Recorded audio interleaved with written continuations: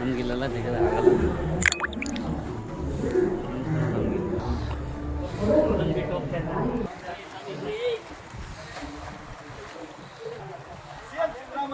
ಕ್ಷೇತ್ರದಲ್ಲಿ ಪೂಜಾ ಕೈಂಕರ್ಯ ಕೂಡ ನಡೆಯುತ್ತೆ. ನಮ್ಮ ಜೊತೆ ಇದ್ದಾರೆ ಸರ್. ಇವತ್ತು ಬಾಗಿನ ವಿಶೇಷತೆ ಈ ಕಾವೇರಿ ಬಾಗಿನವನ್ನು ಅರ್ಪಿಸುವ ಕಾರ್ಯಕ್ರಮ ಸುಮಾರು ಬಹಳ ಹಿಂದಿನಿಂದ ನಡೆದು ಬಂದಿದೆ.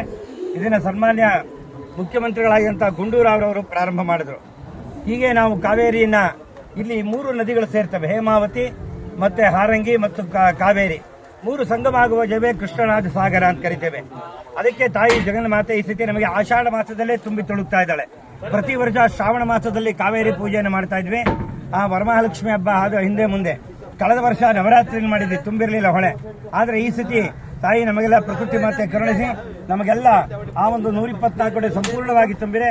ಆ ದೇವಿಯ ಆಶೀರ್ವಾದ ನಮಗೆಲ್ಲ ಇರೋದ್ರಿಂದ ಸನ್ಮಾನ್ಯ ಮುಖ್ಯಮಂತ್ರಿಗಳಾದ ಸಿದ್ದರಾಮಯ್ಯನವರು ಬಂದು ಕಾವೇರಿ ಮಾತೆಗೆ ಈಗ ಬಾಗಿನ ಅರ್ಪಿಸುವ ಇನ್ನೇನು ಕೆಲವೇ ನಿಮಿಷಗಳಲ್ಲಿ ಪ್ರಾರಂಭ ಆಗ್ತದೆ. ಸರ್, ಈಗ ಜಲಾಶಯ ತುಂಬಿದ ಬಾಗಿನ ಅರ್ಪಿಸುವಂತ ವಿಶೇಷ ಯಾಕೆ ಅರ್ಪಿಸುವಂಥದ್ದು?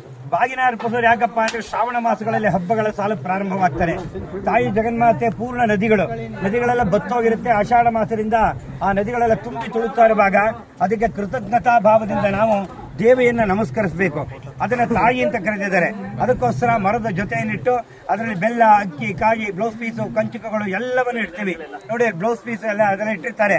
ಆ ಮರದ ಜೊತೆಗೆ ಈಗ ಕೆಳಗಿಟ್ಟು ಪೂಜೆಗಳನ್ನು ಮಾಡಿ ಆ ಕ್ಷೀರ ಅರ್ಘ್ಯವನ್ನು ಕೊಟ್ಟು ನಂತರ ಬಾಗಿನ ಸಂಪ್ರದಾಯ ನಡೆದು ಬಂದರೆ ಅದೇ ರೀತಿ ಮಾಡ್ತೀವಿ. ಇದಿಷ್ಟು ಕೂಡ